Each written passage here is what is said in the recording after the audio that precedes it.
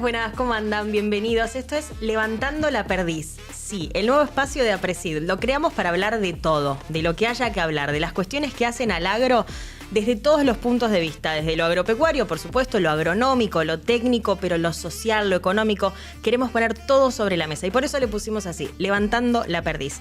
El equipo de Apresid entero les da la bienvenida. Ya vamos a presentar a nuestros invitados, ya les contamos de qué va esto, de qué va a ir, porque se vienen muchos episodios en adelante. Y ahora les voy a contar de qué vamos a hablar hoy en particular. Un tema casi cuco para muchos, depende desde dónde lo mires. La ganadería, ¿contamina, no contamina? ¿Qué es mito y qué es realidad? Insisto, lo vamos a tirar sobre la mesa, lo vamos a desmenuzar y vamos a hablar de todo. Hay como afirmaciones a esta altura que la gente, y entre la gente estamos muchos periodistas también, hace cuando hablamos de ganadería. Me anoté algunas porque son espectaculares. Que la producción de metano por parte de los bovinos es la principal causa del calentamiento global, o sea, los principales culpables. Que la huella hídrica de la producción cárnica es ampliamente superior a la de la producción vegetal. Que se necesita cultivar un cuarto de la tierra actual, se necesitaría cultivar un cuarto de la tierra actual si todos fuéramos veganos. ¿Están para esa? Y que el ganado compite directamente con los humanos por el alimento y ahí, escándalo. Tenemos un montón de todo esto para charlar, veremos qué me dicen los especialistas, ya mismo los voy a saludar. Antes quiero agradecerle a los sponsors, a quienes nos acompañan y nos bancan para que podamos estar al aire en YouTube y acompañarlos a ustedes. Le quiero agradecer a Banco Macro, a Volkswagen, a Banco Galicia, a UPL, a KWS, al Banco de Santa Fe. Gracias a todos ellos por acompañarnos. Ahora sí, ustedes ya los vieron, tengo a mis invitados para presentarles. Darío Colombato. Yo tengo la del CB, ingeniero agrónomo, experto en ganadería, profesor en la Facultad de Agronomía de la UBA. Darío Colombato, bienvenido. ¿Quién es Darío Colombato? Quiero que me digas. Hola Carola, hola a todos. Darío Colombato nació en Gualeguaychú, es hincha de Boca, lamentablemente. Y además de ser ingeniero agrónomo y dedicarse a la parte de ganadería como profesor en la Universidad de Buenos Aires, también es productor agropecuario en las provincias de Entre Ríos y de Buenos Aires. Y un papi activo en el chat de papis del colegio me lo reveló recién. Sí, soy del que contesta, no tengo el buzo que perdió tu hijo. Uy, no. O cuando alguien pone está resfriado, que se mejore, que se mejore, que se mejore. Tremendo. Bienvenido Eugenia Brusca. Insisto, la del CB es economista del Instituto de Promoción de la Carne Vacuna Argentina, del IPCBA, como lo conocemos todos. Y te robamos de la biografía de Instagram, porque estamos en esa, embajadora de la carne argentina. Sí. ¿Me contás quién es Eugenia Brusca y qué es ser embajadora de la carne argentina? Bueno, Euge Brusca, yo soy porteña, pero criada en Azul, provincia de Buenos Aires. Economista, pero volví al campo, la ganadería me llevó. Y embajadora, porque así me puso el título Luisito Fontoira. Le mandamos un beso. Que le mandamos un beso. La idea es de... Es tu Romay. Claro, y de esto, mito, realidad, un poquito romper con esta estructura de lo que es la ganadería y la carne vacuna. Flojo desafío te tiraron para la cabeza. Y Luis Rodrigo Walsh. ¿Luis o Rodrigo? Juan Rodrigo. Soy. Ah, le erramos. ¿Y te dicen Juan o Rodrigo? Me dicen Juan Rodrigo. Algunos me dicen Juan, otros Rodrigo, pero en general me dicen Juan Rodrigo. Excelente. Abogado, asesor en la Subsecretaría de Ambiente de la Nación. ¿Quién es Rodrigo Walsh? Rodrigo. Es un poco eso. Soy hincha de San Lorenzo. No se peleen, bueno, por favor. No nos vamos a pelear por eso, el fútbol es pasión. Sí, de formación soy abogado, pero me dedico a los temas ambientales hace ya 30 años más o menos. Tengo una vinculación con el agro, soy productor en el sudoeste bonaerense. Y son temas que me apasionan. El tema de la sostenibilidad, cómo tener un desarrollo compatible con el cuidado del planeta, de los recursos naturales, creo que es un desafío común a todos, y en lo que nos estamos proponiendo en la gestión desde la Subsecretaría de Ambiente y demás es tratar de prescindir de algunos de estos mitos binarios, ¿no? De blancos o negros, y buscar sinergias y romper algunas de esas cuestiones. Me gusta. Me voy a quedar con una palabra que usó él, que creo que la vamos a usar mucho. Compatible, ¿no? Compatible. Les voy a decir 3 cosas que están prohibidas en este capítulo, en este primer episodio. Bueno, mentir está prohibido. Está prohibida la solemnidad, porque no es algo que nos caracterice. Y está prohibido decirme Carolina. Mi nombre es Carola Urdangarín. Los voy a acompañar en el Levantando la Perdiz. ¿Listo? ¿Estamos? Adelante. Carola, ¿podemos hablar de fútbol? No. Mira, yo no entiendo nada, les voy a decir que sí a todo. Si querés hacerlo, estás habilitado. Acá vía libre. Si les parece, arrancamos con el mito-realidad. Que este va a ser como el disparador del episodio. Mito-realidad, y ustedes tienen sus paletitas, permiso, de mito-realidad, la van a dar vuelta y me van a decir si lo que yo digo, que no es que lo dice Carola Urdangarín, ténganme piedad, es un mito, es una realidad, ¿por qué? Y nos largamos a debatir algunas cuestiones. ¿Estamos listos? Sí. Primer mito o realidad, no sabemos. La ganadería contamina y es la principal responsable del cambio climático. Esas paletas. Mostramos a nuestras Mito, cámaras. están todos de acuerdo. Ay, sí. Mito. Bueno, a ver, quiero arrancar con Rodrigo. ¿Por qué siempre que escuchamos contaminación, calentamiento global, al menos en Argentina, no sé en otros lugares, ganadería es como la principal responsable y está ahí en el top 3 al menos? Sí, a ver, te corregiría en una cosa. Me parece que parte de este mito no es que viene de la Argentina, está incorporado en la agenda global. Ok. Y esto tiene que ver con hay una realidad, y la realidad es que la ganadería genera metano. Sí. Genera metano por procesos absolutamente naturales, se llama metano entérico, producto de cualquier rumiante, por la forma, la biología propia, va generando, a partir del procesamiento de alimentos, va generando metano. El metano es uno de los principales gases de efecto invernadero, con un potencial de calentamiento mucho mayor al CO2, al dióxido de carbono, que es un poco la matriz general o la unidad que se utiliza para medir gases de efecto invernadero. Sí.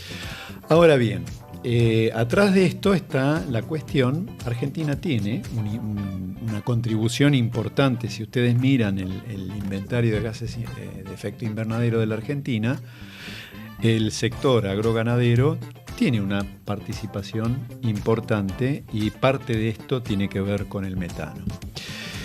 Yo creo que la demonización o la crítica o el cuestionamiento a la ganadería es una cuestión que viene en la agenda internacional, está bastante instalado, en donde la mirada es, bueno, si hay menos vacas, hay menos metano. Claro.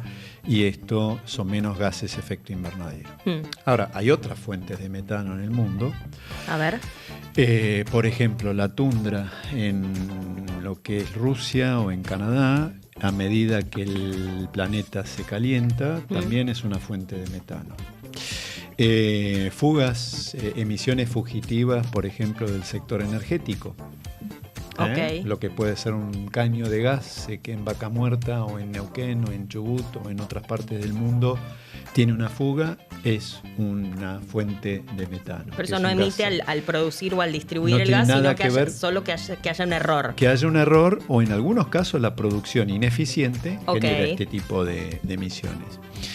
Hay una iniciativa de Naciones Unidas, que es el sistema de monitoreo, se llama MARS por la sigla en inglés, que es un sistema de monitoreo de emisiones de metano en el mundo. La fuente más importante de la Argentina, puntual, sí, más allá de que la ganadería es una fuente en todo caso dispersa en todo el territorio. ¿Saben cuál es? ¿Cuál? El relleno sanitario de Norte 3 en el conurbano. Los residuos, la generación de metano a partir de los residuos es una fuente sumamente importante, e inclusive a nivel global, más o menos entre un 5 o 6% de las emisiones de metano. Es una de las áreas donde hay que trabajar para reducir metano. ¿Qué es lo que hay atrás de esto? Los residuos orgánicos. Residuos orgánicos, claro. La basura cuando entra en lo que es generación anaeróbica, si es aeróbica va generando dióxido de carbono, claro, y genera CO2, que es un gas de efecto invernadero. Si es enterrado, generación anaeróbica, va generando metano. ¿Qué es lo que se está haciendo en el mundo con esto? Aprovechar ese metano, por ejemplo, para generar energía. Por eso es tan importante una buena gestión de residuos. O sea, meterlos a un biodigestor. Por ejemplo. Y de hecho, una de las cosas que estamos trabajando, y en esto quiero destacar la labor que estamos haciendo desde Ambiente con Bioeconomía, en una sinergia que en otras épocas no se daba, porque esta cuestión de celos, el ambiente tiene que ser contrario, tiene que estar enfrentado con la producción. Nosotros creemos totalmente al revés, tenemos que trabajar juntos y buscar sinergias y buscar formas superadoras. En este que no quiere decir, me imagino, que en el medio no se choquen en algún momento. En algún punto vas a tener diferencias de opinión, diferencias de mirada, pero por ejemplo la generación de metano y la valorización energética de residuos orgánicos del agro, de hecho estamos trabajando en este momento con apoyo de Naciones Unidas y con Bioeconomía, todo un tema en materia de biogás. Y también estamos trabajando en cómo ir mejorando la gestión de metano en la ganadería. Después, en todo caso, me gusta. Se los voy a comentar porque esto es nuevo y es algo que se está haciendo con Naciones Unidas, replicando algo que se venía haciendo.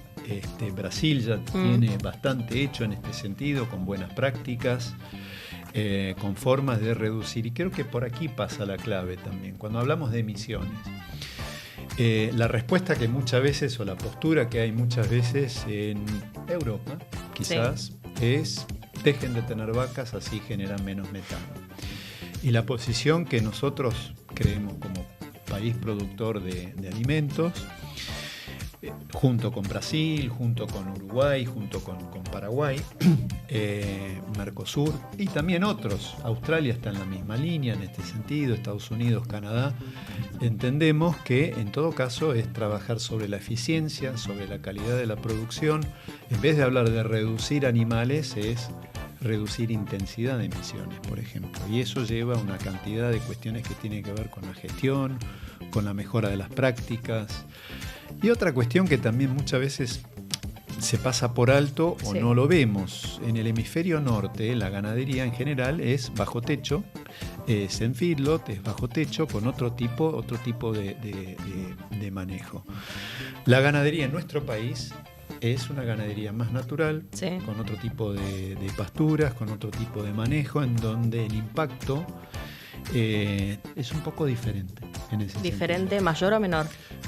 Menor, ok. Ahora nos vamos y donde uno puede tener otro, porque eso también es una cuestión. Yo miro las emisiones de metano, pero si miro el impacto global, ahí puedo empezar a trabajar otro tipo de cuestiones, como el secuestro de carbono, con otro tipo de manejos, con otro tipo de manejos en la pastura, mejoramiento de la calidad. Hay todo un trabajo ahí para ir a hacer.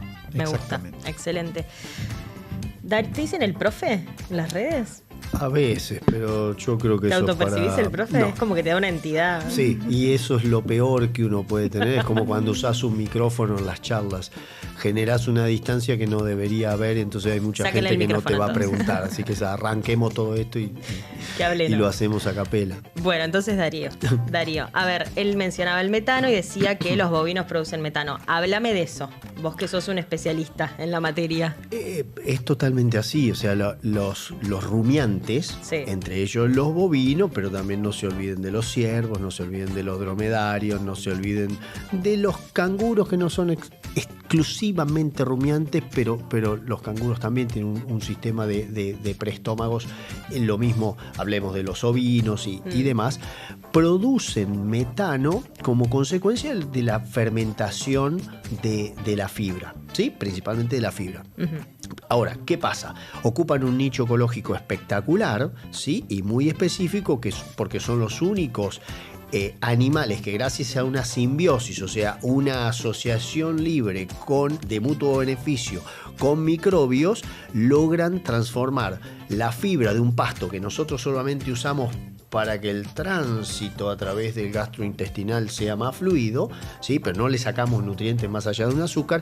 Ellos sí pueden sacarle energía y generar además proteína a través de esa simbiosis con los microbios y transformar una fibra que de otra forma estaría quizás secándose al sol, ¿sí? Y generando un fuego después cuando venga el primer rayo, cuando tengas un pastizal sin haber sido aprovechado por un rumiante, y transformarla en esa exquisitez que es el bife ¿sí? Ya sea argentino, uruguayo, paraguayo, como fuera, que después permite tener embajadoras de esta calidad, ¿sí? Entonces, ese es el valor biológico e importante que tiene el rumiante.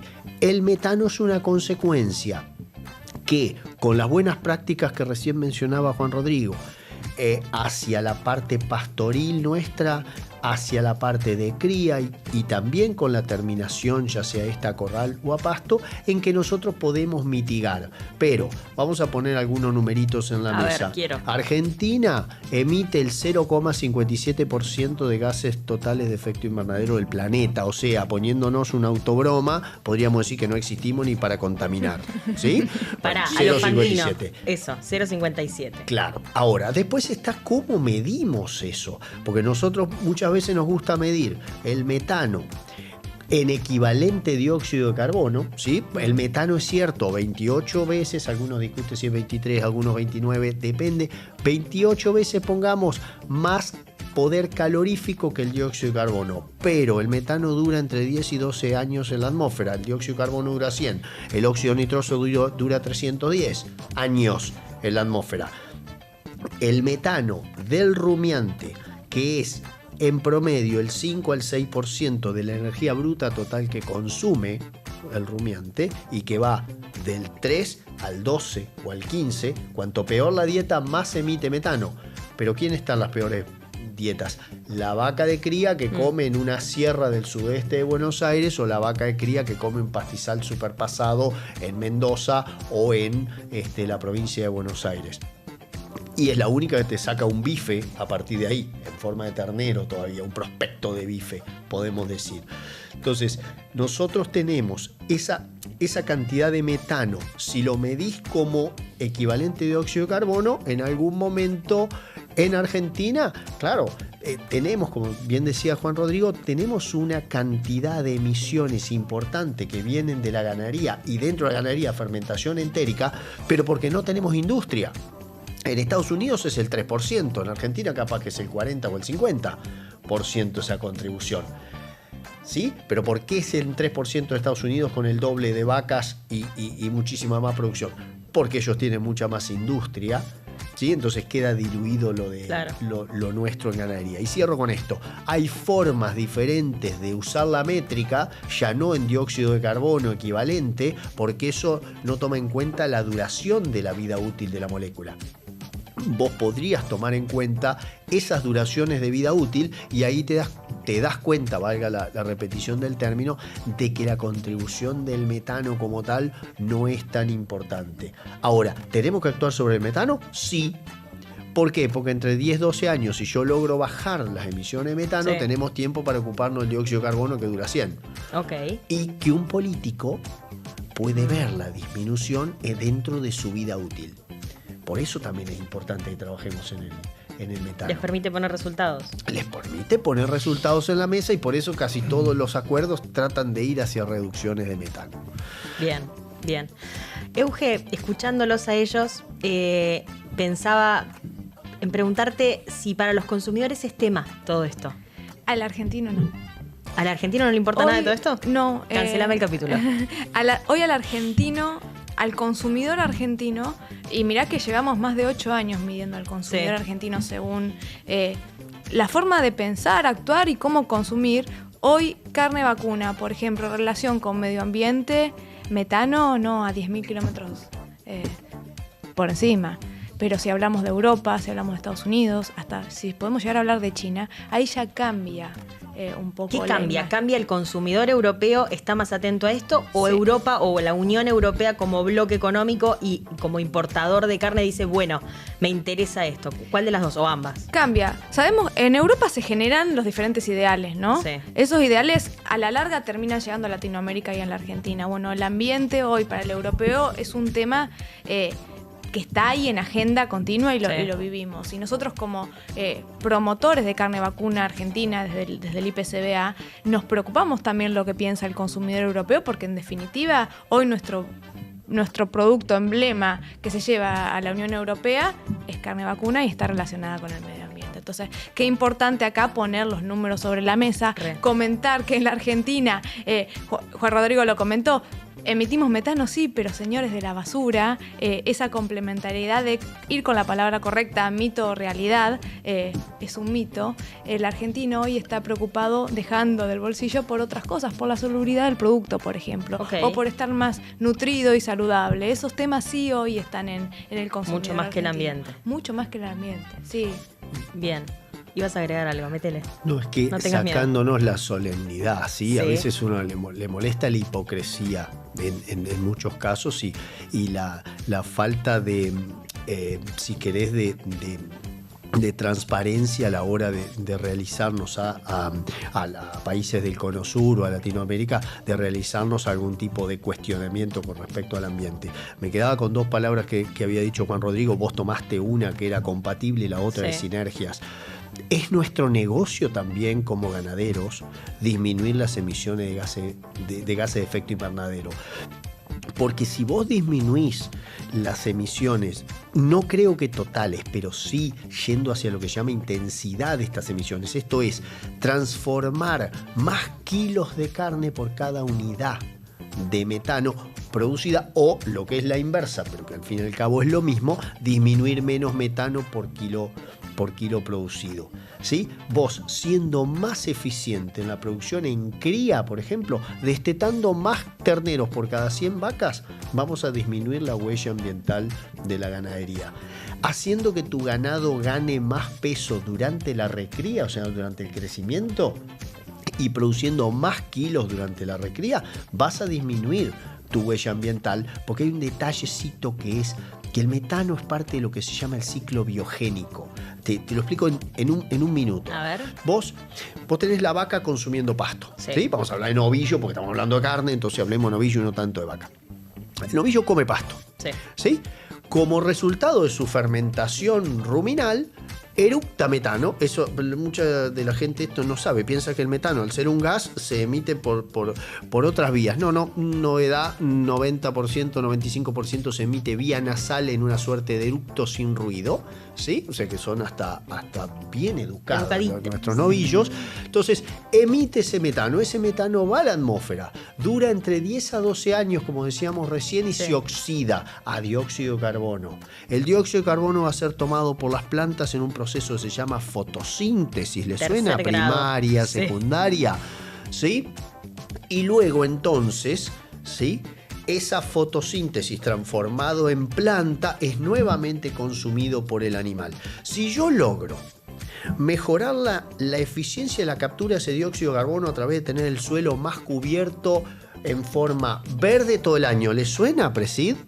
¿Siempre vivo, siempre verde? Siempre verde. Vos capturás más de ese dióxido de carbono que viene de haberse oxidado el metano allá arriba. Y si mejorás tu método de pastoreo, y si entonces transformás más kilos de carne, va a eructar menos porcentaje de la energía que consume, y nosotros, ya llevándote al extremo de la falta de solemnidad, podríamos enfriar el planeta, señores, gracias a tener mejora la ganadería. Entonces, tengamos en cuenta que, algo que dijo Juan Rodrigo también, las fugas de la extracción de petróleo, las fugas muchas veces de las cadenas domiciliarias, los rellenos, los humedales, los grandes pantanos y todo eso son muchísimo más importantes como fuentes de emisiones. Esto no me hace sacarme el lazo a mí, me hace decir, che, nosotros también emitimos metano, bueno, ayudemos la parte nuestra, que es produzcamos un poquito mejor, no mantenga el suelo desnudo, porque eso te va a generar un problema. Tenelo verde, consumilo bien, y acá entran también mis novillitos, y vamos a ser partícipes de la mejora, porque además vamos a estar produciendo más bifes. Y eso al fin y al cabo es lo que nos tendría que importar también. Me gusta. Vamos a cerrar el primer mito. Me quedo con esto de es con más producción, no con menos. Porque él decía, hacemos desaparecer. Sí. Me gustaría agregar a esto algo que a veces se pierde de vista en la mirada macro, ¿no? Que es un poco la postura de entender que la solución pasa por no comer carne.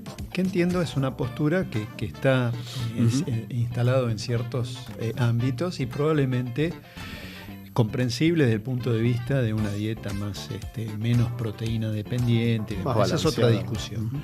Ahora, lo cierto es que El planeta hoy tiene una población de 8.000 millones de habitantes. 100 años atrás, solamente 100 años atrás, la población del planeta eran 2.000 millones de habitantes. O sea, tenemos una curva ascendente muy importante, que ese impacto es parte de la necesidad de por qué tenemos que cuidar el planeta. Me das el pie para el segundo mito. Y termino con un tema vinculado a eso.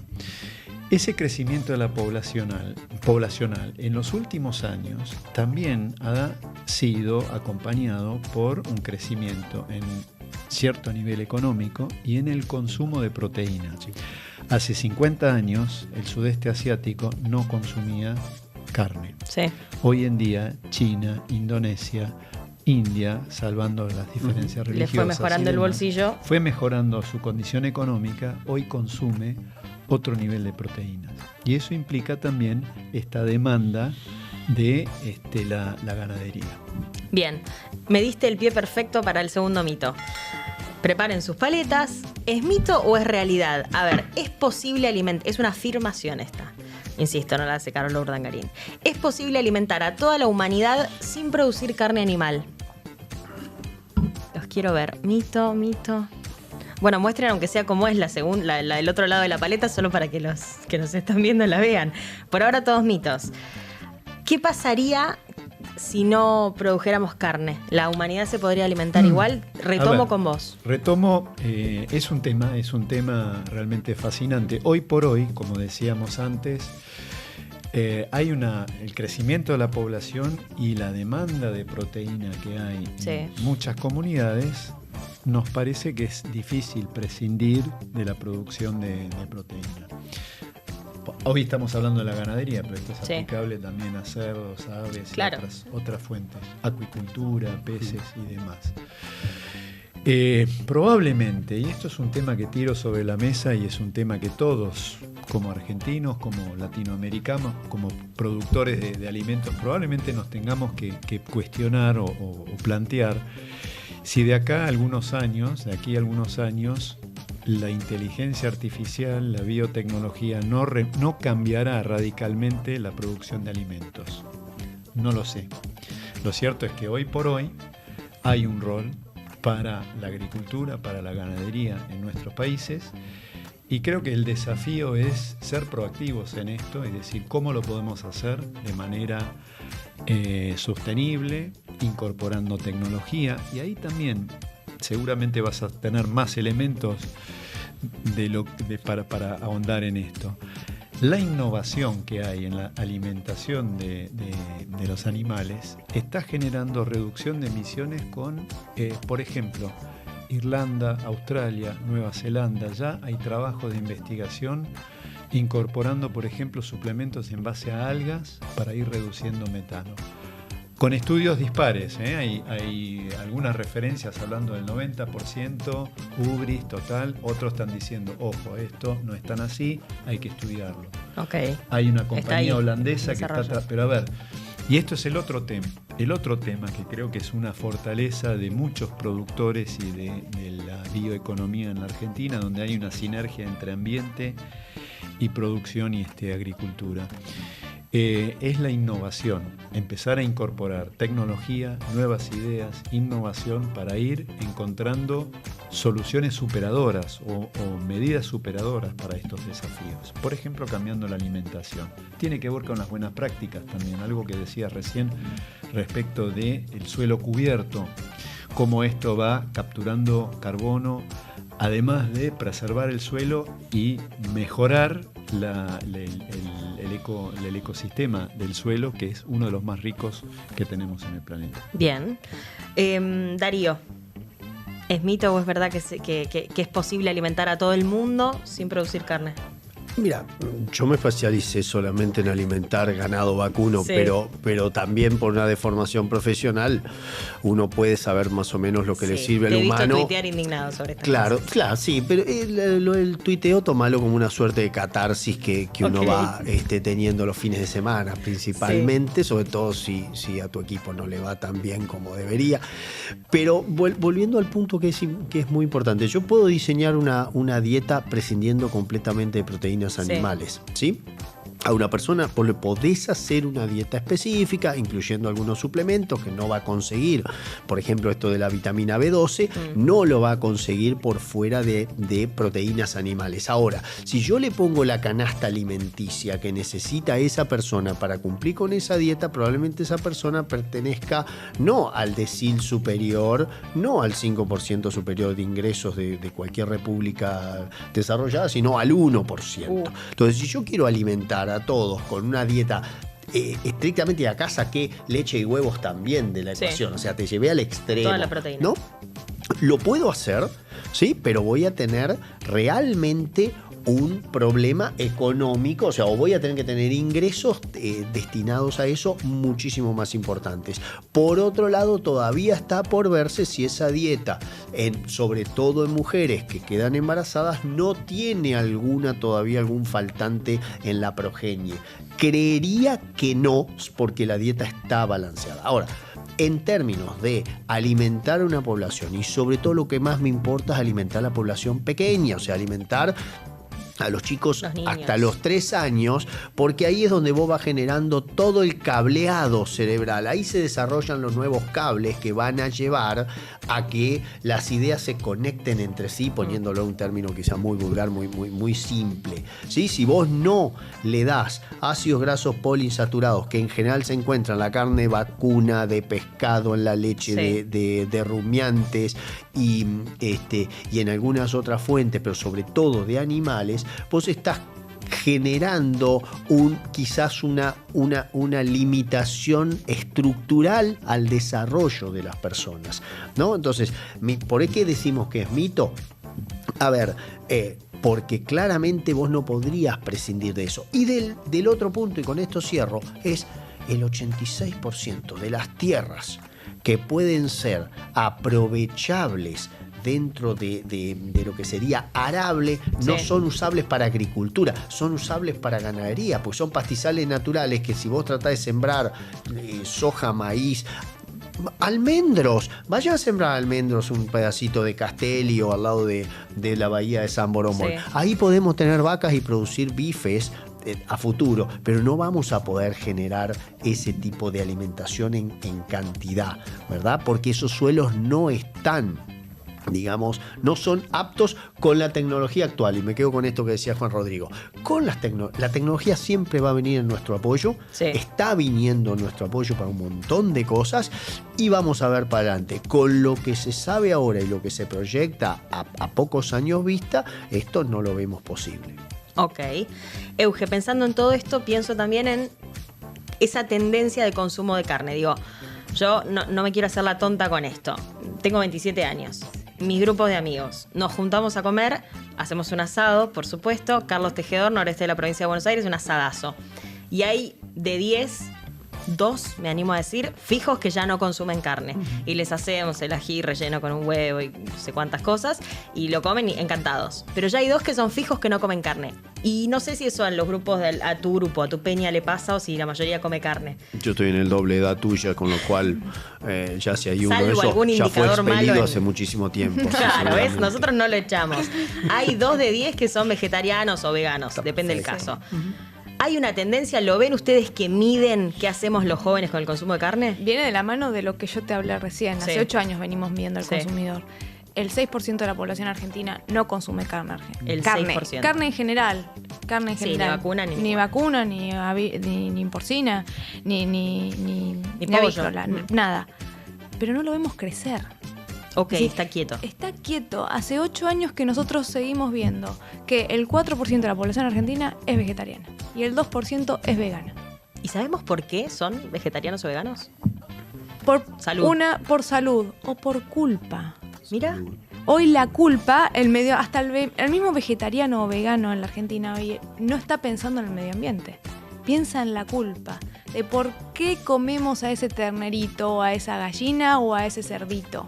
¿Y qué forma ha sido criado ese del bienestar animal que está tan de moda hoy? Volvemos a mito o realidad. ¿Puede la población estar 100% su alimentación en base de vegetales? ¿A qué costo?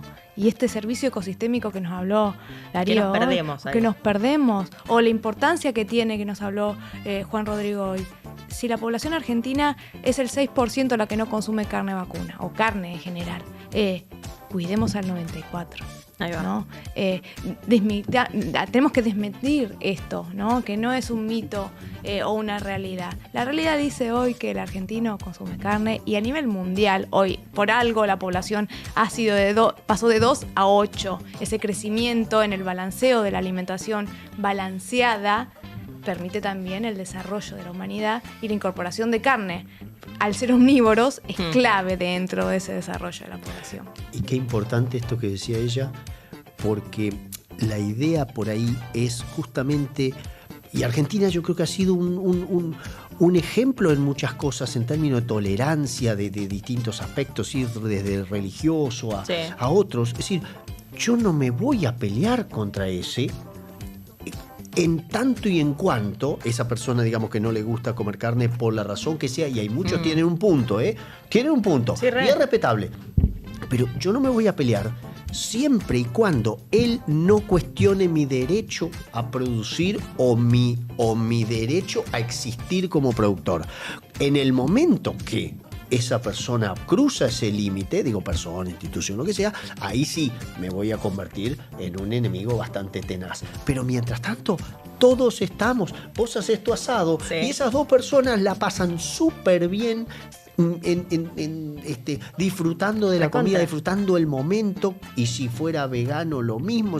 Ahora, el momento que no se sienta a mi mesa porque yo estoy poniendo un bife, que me pasó con algunas cuestiones cuando estudiaba afuera, que no se sentaban a la mesa alguien por religión, porque ponía una botella de vino o porque había una mujer en la mesa.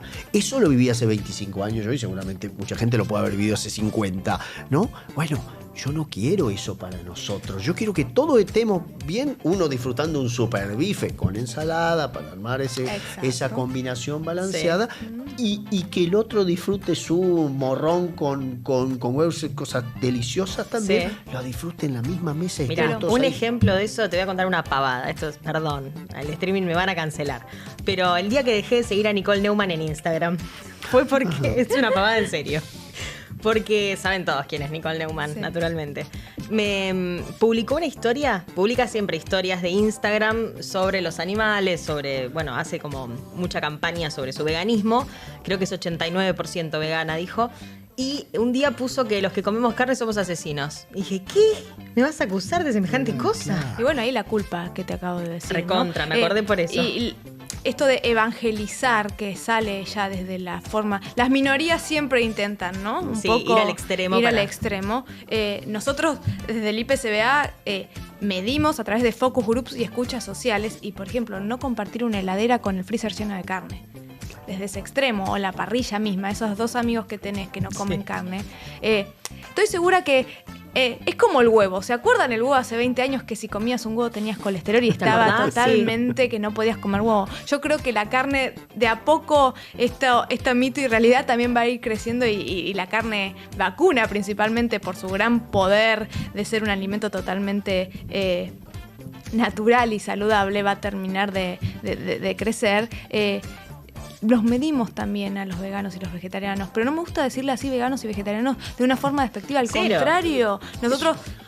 un beso a Sara, mi amiga vegetariana. Bueno, sabemos que por cuestiones de salud, lentamente, por eso el cuidado de salud, las mujeres más que nada, entre los 5 y los 10 años tienen que volver a incorporar proteína de origen animal.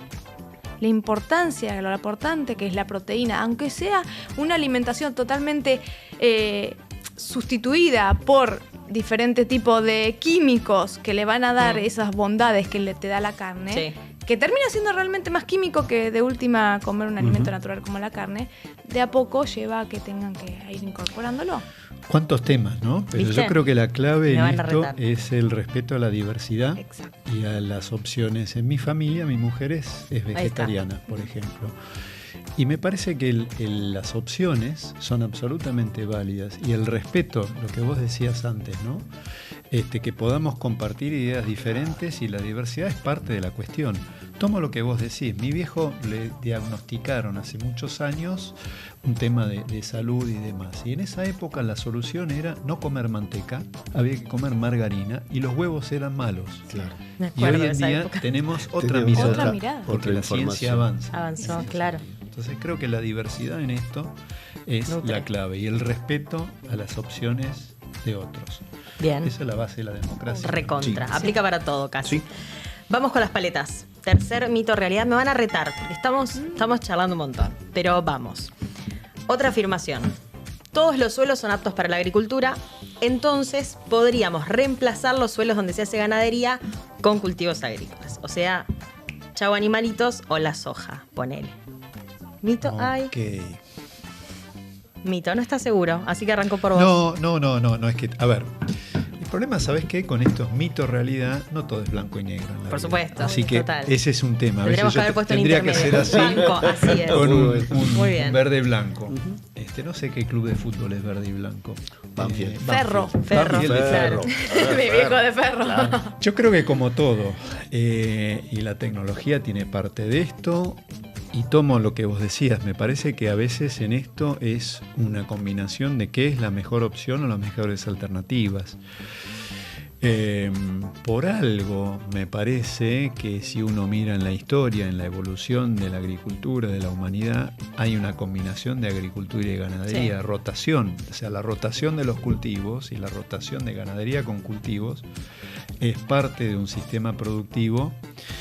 Cuando uno mira un poco, se habla de la revolución industrial, por ejemplo. En rigor de verdad, antes de la revolución industrial, en Reino Unido, en lo que era Inglaterra en aquel momento, en 1500, 1700, hubo una revolución agrícola, donde empieza a aparecer esta noción de rotar cultivos para preservar suelos, rotar ganadería con cultivos para ir mejorando la productividad. Esa renta que va generando la agricultura en el 1700 es lo que dispara después la capacidad de ahorro e inversión para potenciar la revolución industrial. Esto es algo que muchas veces no se conoce, no se sabe. La revolución industrial es precedido por una revolución agropecuaria, que tiene mucho que ver con esto. Entonces me parece que hay aptitudes forestales, hay aptitudes. Y en esto quiero rescatar, por ejemplo, algo que estamos impulsando desde la subsecretaría con apoyo del Fondo Verde del Clima, el GCF, por sus siglas en inglés, que es un programa que financia lo que se llama la deforestación evitada. Se hizo un cálculo en determinado momento con la ley de bosques a partir de las programaciones y los planes de manejo, y se cuantificó con esas políticas cuánto fue la deforestación evitada. Y en función de eso, el Fondo Verde del Clima asignó una cantidad de dinero a la Argentina como compensación, como premio por esto. ¿Qué se está haciendo con eso?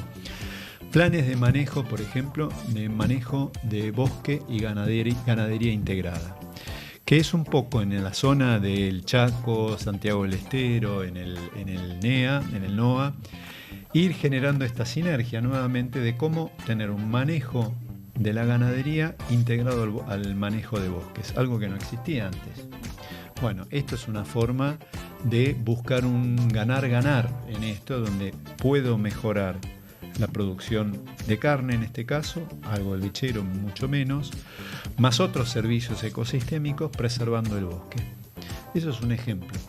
Entonces creo que no es blanco y negro en ese sentido. Uno depende de la factibilidad de las condiciones agroecológicas, de las condiciones del suelo.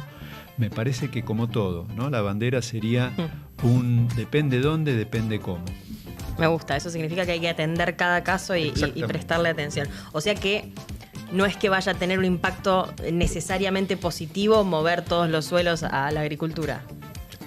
Yo creo que habría también un riesgo en ese sentido. Okay. Porque, por ejemplo, pensando en eso, yo podría imaginar un traslado hacia la agricultura, y eso implicaría una agricultura quizás intensiva, quizás con monocultivo, quizás evitando otro tipo de cuestiones que tienen que ver con esto que estamos diciendo, mantener la riqueza de los suelos, que muchas veces va de la mano de la rotación. Bueno, una peli que ya vimos en algún momento. Exactamente. Claro. Sí, creo que ahí está la clave. Excelente. ¿Ustedes con este mito de que todos los suelos son aptos para la agricultura y entonces los reemplazamos a los ganaderos? La clave está en la palabra todos. Vos te quedarías sin trabajo.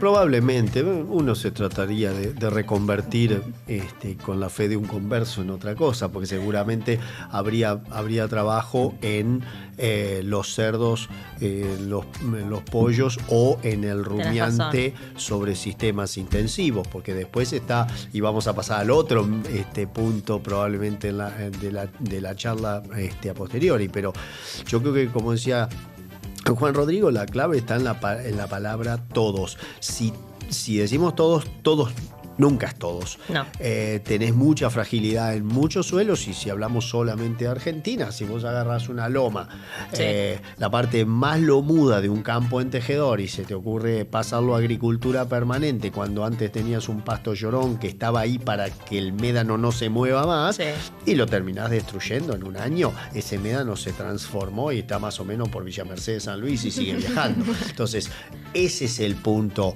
en donde uno interviene, es decir, ni todos ni ninguno, todo en su justa medida y armoniosamente, ya decía alguien famoso en nuestra historia, como para decir, mirá, la rotación y el manejo por ambientes que ya se está haciendo en muchos de nuestros establecimientos, y sí, que todavía falta que muchos más establecimientos lo tomen, es parte de la clave de llegar a ordeñar la hectárea de la mejor manera posible. Porque como aprovechar el talento que tiene esa hectárea. Claro, ¿por qué? Porque si hay algo que todavía no hemos podido hacer con tecnología, es producir más tierra.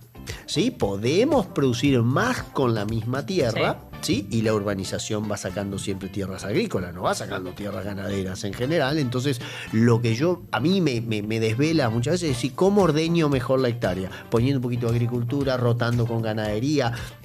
¿Qué proporción es insalvable para agricultura? ¿Qué proporción tiene que ser una reserva natural, ecológica, y no la toques más? ¿Sí? Para biodiversidad, para lo que fuera, ¿sí? Es eso, esa búsqueda de balances, esa búsqueda de sinergias, es la que a uno lo desvela y lo hace ver el sistema completo, y no quedarse reduccionista, sí, en la idea de mi especialidad es esta, entonces yo solamente sirvo para esto, ¿no? Para tratar de pensar un poquito más amplio, escuchar otras cosas, otros expertise, gente que venga de otro área y esté hablando de lo mismo que vos. ¿Por qué? Porque siempre te va a llevar algo interesante para tu mesa. Excelente. Quiero que me ayuden a pensar o a entender, no sé acá cuál va a recoger el guante, pero quiero entender si contamina, vamos a poner la palabra que amerita, por igual todo tipo de producción ganadera, extensiva, a campo, a corral, digo, ¿qué? Yo tomo un minuto, 30 segundos. No me mientas. Si hablamos de... Vos cortame. Si hablamos de, por ejemplo, dentro de la ganadería, el feedlot, sí, en términos de metano, emite mucho menos metano en proporción a lo que consume ese animal, en proporción a lo que come, o sea, a lo que consume y a lo que produce. Ahí voy.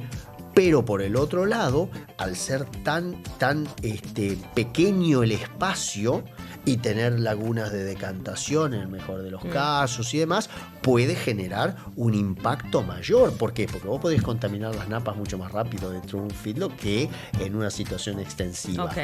¿Ok? El más contaminante por animal individual es la vaca en una sierra, ¿sí? Comiendo pasto de mala calidad y pariendo una vez cada 2 años. Esa es la más contaminante de todo en el individual, pero lo llevas a hectáreas. Decís, pero en Mendoza yo tengo una vaca cada 20 o 40 hectáreas, entonces por hectárea no contaminamos nada. ¿Sí? Todo es relativo. Y después el factor tiempo. Para nosotros, y yo tomo ahí algo que dijo Juan Rodrigo, quizá de forma subyacente, un modelo que nos sirve mucho en la mayoría de los casos y que nos da estabilidad económica productiva es ese modelo que tiene cría y recría pastoril. 90% de los recursos que consume el animal en su vida van a ser pasto, con alguna mínima suplementación estratégica y muy quirúrgica, y una terminación a corral que asegure en 90 a 100 días el grado de grasa que quieren los principales mercados del mundo y nosotros que queremos grasa blanca, ¿sí? y acorta el tiempo de producción en 6 a 8 meses. Y ese tiempo acortado te genera menores emisiones totales por cabeza, porque el efecto tiempo juega también acá, ¿verdad? Por eso los modelos de sinergia. ¿Sí? Se te pasaron los 30 segundos, te voy a pedir otros 30 porque quiero entender si eso es el ideal, lo que planteás, lo que estaría bien. A ver, de vuelta, sería un irresponsable si dijera esto es lo que está bien para todos. Claro, porque me imagino cómo le pedimos a todos que hagan eso. Es que veo un problema. Argentina todavía confunde, y en esto el IPCB ha hecho un montón de trabajo de docencia, ¿sí? En años, pero veo un problema. Argentina todavía confunde animal pequeñito con animal tierno. ¿Sí? O bife pequeñito con bife tierno. Ese es un error de nosotros mismos nos equivocamos con el ternero bolita, ¿sí? Nosotros mismos nos equivocamos en no enseñarle a la gente después que no significaba que la costillita pequeñita era animal tierno. Yo puedo hacer un animal de 2 años de vida con 460 kilos perfectamente igual de tierno que los otros. Entonces, ¿qué es lo que sigue diciendo el supermercado de la esquina? Carne de ternera, carne de ternero. No, señores, carne de novillo es igual de buena palabra y de linda palabra en cuanto a terneza, en cuanto a calidad, que la carne de ternero. Y quien más produce novillos va a ser, o sea, si Argentina produjera novillos igual que otros países de la región, porque todos nuestros vecinos producen novillos, ¿sí? Nosotros estaríamos produciendo la misma cantidad de cabezas que tenemos, muchísima más carne para todos, para el mercado interno, para el mercado externo. Sin pelearlos. Sin pelearlos, ¿sí?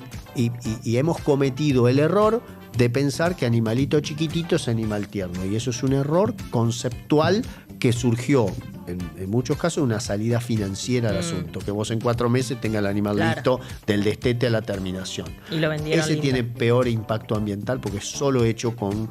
Después del destete solamente le pones grano. Bien. Euge, bancame un segundo. Quiero hablar con Juan Rodrigo esto de la huella hídrica. Lo mencionábamos al principio y quería charlarlo con vos. ¿Hay datos de cuál es la huella hídrica de la producción de carne? ¿Se la puede comparar con la de los cultivos?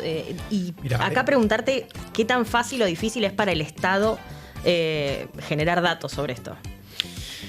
Ahí hay todo un desafío. La huella hídrica es una cuestión que está en agenda en este momento. Está en agenda no solamente para la ganadería, sino diría para toda la actividad productiva. Definamos en una línea huella hídrica. Huella hídrica. La huella hídrica es cuál es el consumo de agua a través de todo el ciclo productivo de un bien determinado. Perfecto. Entonces, huella hídrica, por ejemplo, para el pan. Yo voy a tomar cuánta agua necesito, ya sea con riego, ya sea con agua natural, con lluvia, para la producción del grano, y después en la producción del pan y demás, si tengo algún input de agua y en la molinería en el medio, en la molinería de por medio, contabilizo todo eso y digo, bueno, ese kilo de pan tiene tantos litros tanto de agua. Perfecto. Con la ganadería pasa algo similar. Yo voy a decir, bueno, cuánta lluvia necesito por riego artificial para tener la pastura, cuánta agua consume la vaca por día, después en el proceso de producción de la carne o la leche, llegado el caso, lo que sea, cuánto necesito de agua en el proceso industrial y demás. Y eso después yo lo divido por la cantidad total por la cantidad de kilos que yo tengo y me va a dar tantos litros por kilo. Perfecto. Yo no tengo en este momento, en algún lugar debo tener un PowerPoint con esto, con el número concreto, los datos, claro, para todas las cosas que las cadenas productivas. Huella hídrica también tengo, por ejemplo, en cobre, lo tengo en hierro, lo tengo en un vehículo, lo tengo en un producto industrial. Lo mismo que la huella de carbono. Y ahí entramos en toda una discusión, cuando hablamos de huella de carbono, emisiones tipo 1, tipo 2, tipo 3, toda una discusión que se va de eso. Indudablemente la huella hídrica de 1 kilo de carne es mucho mayor que la huella hídrica de algunas otras cuestiones, otros productos. Pero bueno, esto es una métrica que nos lleva nuevamente a la eficiencia en la utilización de recursos y que en definitiva tiene que ver con esta noción de sostenibilidad como una mirada macro, una mirada general de un nuevo paradigma que tenemos los seres humanos frente a los desafíos ambientales que están. Y ahí tomo lo que vos decías antes respecto de las percepciones ciudadanas en ese sentido. Muchas veces el focus group, la percepción ciudadana puede estar muy impactado por el día a día y la urgencia de hoy y perder de vista el mediano y largo plazo, donde estos temas ambientales están y requieren, y por eso la importancia de las políticas públicas. Si yo me guío solamente con la opinión pública aquí y ahora, en un país que está en una fuerte crisis económica, nunca va a ser probablemente las cuestiones de Claro. mediano y largo plazo no estén en agenda. Y ahí es donde está la responsabilidad de la política pública, del estadista, más que el político, ¿no? Del estadista, de pensar, a ver, de aquí a 20 años, ¿cómo va a ser? De aquí a 30 años, ¿cómo va a ser la Argentina? Con un escenario de calentamiento global y quizás la necesidad de adaptarse a estos impactos. Usar mejor el agua, riego por goteo, por ejemplo, en muchos lugares de nuestro país en donde se sigue con el riego por manto, por ejemplo. Todas estas cuestiones tienen que ver con la mirada de largo plazo para pensar estos desafíos, cómo nos preparamos para, cómo enfrentamos estos desafíos de manera proactiva. Y yo creo que ahí el rol de la innovación, de la ciencia, la técnica es clave. Hay que aprovecharlos. Y Hay que están, aprovecharlos. además, está todo Y eso, se está estudiando todo eso. Se están estudiando. Cuando uno entra en estas cuestiones, bueno, Sí. lo que les decía, el manejo ganadero y bosque integrado, por ejemplo. Ahí tenés un ejemplo de cómo las buenas prácticas, incorporando tecnología, ciencia y demás, va mejorando esto. Con el tema del metano y la ganadería, las investigaciones que se están haciendo en distintas partes del mundo implica pensar, bueno, cómo podemos lograr más eficiencia en ese campo. Y eso lo podemos replicar a muchas otras áreas. Excelente. Nos queda muy poquito tiempo, así que este mito quiero paletas en alza y que charlemos muy cortito de lo que pasa, así después cada uno puede hacer una conclusión. Última afirmación, ¿mito o realidad? El alimento utilizado por rumiantes compite de manera directa con la alimentación humana. Hoy un poquito deslizaste sobre esto. ¿Mito? Bueno, voy a hacer lo mismo, mito. así y así. De perfil, va bien, perfecto. Porque estoy de acuerdo, pero a veces hay matices con esto, ¿no? Ok. ¿Euge? Ya Darío tocó bastante el tema Sí. Con anterioridad. Los rumiantes tienen la capacidad de transformar proteína de origen vegetal no apta para el ser humano Claro. en proteína de origen animal de alto valor biológico, ¿no? Los O seres sea, no humanos compiten, nos permiten No. acceder a más alimentos. no compiten, nos permiten acceder a más alimentos de mejor calidad. Claro. Si no vamos a andar comiendo una avena nosotros ahí directamente pastando en el campo, ¿no? Qué linda Aparte imagen. no lo podemos, él lo hizo de una forma muy Claro, no lo podemos muy digerir. laxa, ¿no? Dijo, bueno, para el tubo digestivo. Sí, estaríamos. Él es el experto, a ver, Darío. A ver, te escuchamos Usaríamos todos. pañales todo el tiempo, te Ay, diría. Más contaminamos Darío. encima. Yo por creo favor. que el rol propio y de muchos colegas es intentar que en el ciclo de vida, desde la gestación hasta que ese animal está listo para ir a faena, y yo tengo todas las esperanzas de que siempre sean novillos y lo más pesados posibles. Cuando digo pesados posibles no son 800 kilos, entiéndanme por favor, son 450, 460 kilos en el frigorífico, digamos. Mi rol es que disminuya al máximo la cantidad de grano o cualquier otro alimento que pueda potencialmente ser utilizado con mejor eficiencia por un salmón, por una trucha, por un digamos un cerdo, un ave o un humano. Bien. ¿Sí? El rol es que en el sistema vos disminuyas a lo más que puedas esa participación, porque va a querer decir que entonces todo lo otro no es material, digamos, que pudimos haber aprovechado otras especies. Bien. Y quiero cerrar, esto es un caprichito mío. Quiero cerrar con lo del lunes sin carne, porque ahí hablábamos un poco de esa intención. Acá se Meatless pica. Monday. Un minuto tenemos. Lo del lunes sin carne. ¿Se acuerdan que hasta Ay, Dios Paul mío. McCartney, el ex Beatle, le mandó a Alberto Fernández cuando era presidente una carta pidiéndole que los argentinos dejemos de comer carne los lunes? Y este es un movimiento, el de los lunes sin carne, mundial. Ustedes lo deben mirar con atención, me imagino. Entiendo que bajó un poco la espuma. A ver, me parece que esto se vincula un poco con lo que decíamos antes, ¿no? La mirada desde en muchos países en Europa es Bueno, a ver, el problema de la deforestación, por ejemplo, es un tema del hemisferio sur, porque de alguna manera 1000 años de historia en el hemisferio norte ya se deforestó. Sí. Entonces es un poco bajar un mensaje un tanto paternalista, creo, ¿no? En ese sentido.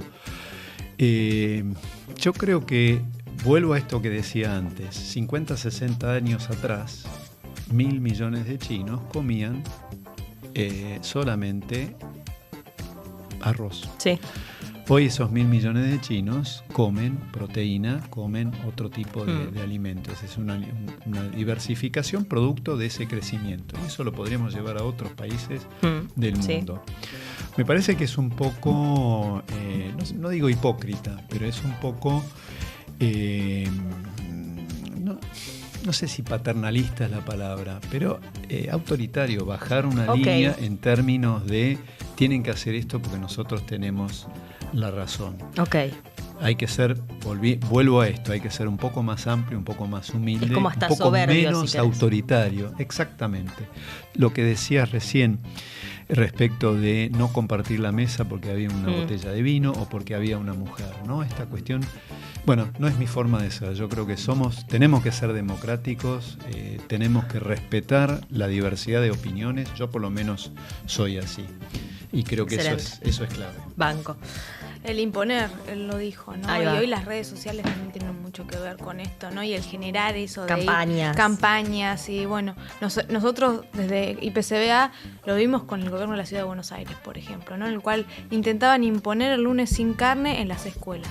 Imponer, y el chico que sí quiere comer carne, entonces por ahí ese no es la forma, ¿no? Si no quieren comer carne, sobre todo en elecciones tan propias, y más ¿no? en chicos en crecimiento, ¿no? También lo habló un poco Darío. Que coman lo que quieran, cada uno que coma lo que quiera. Si ellos quieren el lunes sin carne, nosotros vamos por el domingo con asado y obliguemos a todos a comer asado. Recordemos, no es la idea. Argentina en los años 70 tenía veda de carne 2 días por semana. Exacto. Por razones políticas, por razones políticas, ¿no? Pero, o por disparates políticos, ¿no?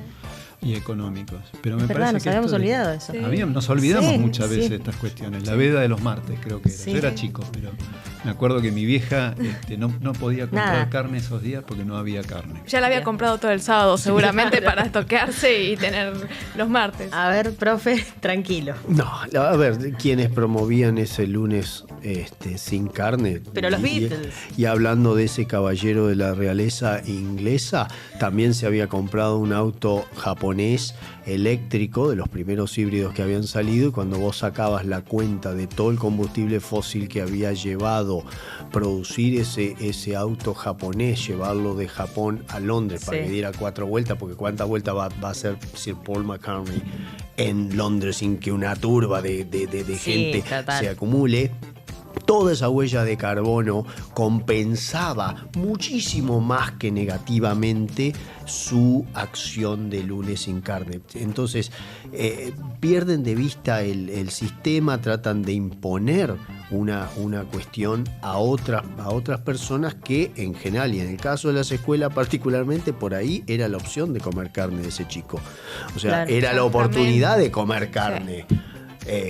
Por ahí en su casa no podía después comer carne. Entonces vos, por una cuestión pseudo progre woquecista, qué sé yo cómo se dice, lo ibas a dejar sin comer carne. Entonces, no, quizá lleguemos a los balances, no impongamos cosas, salvo que por cuestiones de razón pública, digamos, por salud. O sea, inocuidad, todo esto que vos mencionabas, que es más importante hoy que ese tema de ¿cómo es? De gases de efecto invernadero hacia el lunes sin carne y otras iniciativas por el estilo. No me parece que tenga mucho sentido. Bien, frase de cierre de los tres, cortito, muy, muy, muy cortito les pido, pero ¿qué se llevan de acá? Euge. De poder revalorizar lo que es la ganadería en el país, ¿no? En la Argentina. Vos tipo levantás la bandera. Levanto la bandera, la innovación. Hoy es una fuente de empleo de más de 500.000 personas, ¿no? Y la necesidad en el mediano plazo de ingenieros, en sistemas, civiles, de todo tipo de chicos que por ahí son programadores hoy de un videojuego y lo vamos a necesitar. La ganadería necesita un programador. Un programador. Hoy vivimos de datos. El productor ganadero recolecta datos, pero si no los analizamos, eso queda en datos y no es información. Y esto es la eficiencia, ¿no?, en el medio ambiente que la producción ganadera puede llegar a tener para reducir esto del efecto invernadero. Juan Rodrigo, tu frase de cierre, ¿qué te llevas? A ver, estamos en un nuevo paradigma donde la sostenibilidad es la clave para un futuro equitativo para todos y los desafíos que tenemos adelante. Disociarlo me parece que es un error. Necesitamos pensar en esto y juntar lo que ella decía, innovación, pensar el futuro, pensar en el planeta. Y tenemos las herramientas a mano para hacerlo con todo esto. Innovación, ciencia, técnica, gestión. Darío. La ganadería es un negocio. La primera sostenibilidad que tiene que cumplir una empresa ganadera es la económica, y está intrínsecamente incluido dentro del negocio la sostenibilidad ambiental y el tema de bienestar animal, que va a ser tema probablemente para otro evento. ¿Por qué? Porque un animal que es más eficiente emite menos por kilo producido. Entonces es parte de mi negocio ser más eficiente y a la vez estoy ayudando al planeta. Manejo mejor los pastos y puedo llegar a tener más cantidad de especies de aves disponibles en el campo, digamos disponibles, presentes ahí, porque dejé más altura en el pasto, en el pastoreo, y no dejé suelo pelado que no ayuda a nadie. Tengo árboles incluidos en el modelo, tengo más biodiversidad asociada. Y luego un animal que está tranquilo es un animal que produce mejor. Un animal estresado es un animal que produce peor. Entonces es parte de mi negocio, ¿sí?, tener animales tranquilos en mi campo. O sea, tratarlos bien es parte de nuestro negocio. Entonces es un win-win, o sea, es un ganar-ganar siempre. ¿Sí? Y si la ayuda luego del sector público se materializa en forma de que el rumbo y con esto cierro, te prometo, Carol. Gracias. El rumbo de la ganadería, que si vos tomás la decisión hoy de inseminar una vaquillona en octubre de 2024, esa vaquillona pare un ternerito en julio de 2025, ese ternerito se desteta en marzo de 2026 y con suerte va a ser un novillo 460 kilos, recordame ese numerito, no, para marzo de 2027. En marzo de 2027 voy a tener el resultado de lo que estoy pensando hoy que voy a hacer con esa vaquilla. Entonces necesito a alguien que me muestre con faros largos el plan a seguir, o por lo menos cuáles son las reglas del juego. A partir de ahí, déjenos a nosotros que nos acomodamos bien solitos. Me gusta. Che, muchas gracias a los tres. Me encantó tenerlos. Gracias. Re lindo. Muchas gracias. Este fue el primer episodio entonces de Levantando la Perdiz de la mano de APRESID. Los invitamos a suscribirse al canal de YouTube, por supuesto, para enterarse de cada nuevo episodio que vayamos publicando. Nos pueden escuchar en el canal de Spotify, APRESID, así lo buscan. Nos siguen en las redes sociales también para enterarse de todas las novedades. @APRESID en Instagram y en X, el ex Twitter. Así que ahí los esperamos. Gracias por haberlo visto hasta el final y será hasta el próximo episodio. Chau.